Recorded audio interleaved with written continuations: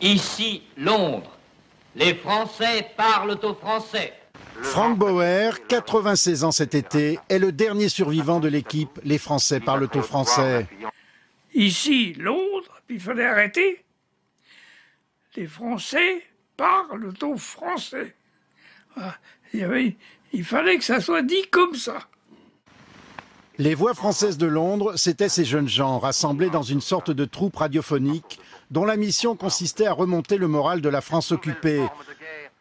Un moral dont témoignent les milliers de lettres adressées, malgré la censure, au siège de la radio anglaise. C'était une fenêtre sur la liberté, c'était une soupape. La BBC était une sœur, une confidente. On se rend compte que écrire à la BBC, c'était pouvoir enfin dire librement ce qu'on avait sur le cœur.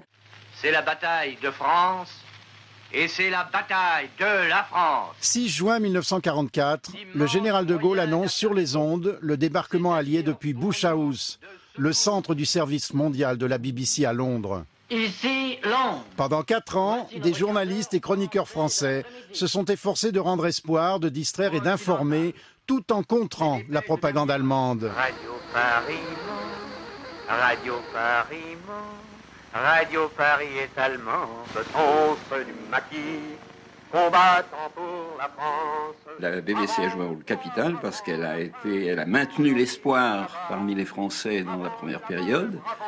Et ensuite, elle a contribué à piloter l'action tactique des résistants français. Le sanglier se porte gentiment.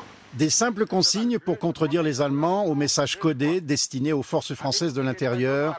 Le service français de la BBC a su, en 4 ans, stimuler l'esprit de résistance face à un occupant de plus en plus violent. Nous disons, la fée a un joli sourire.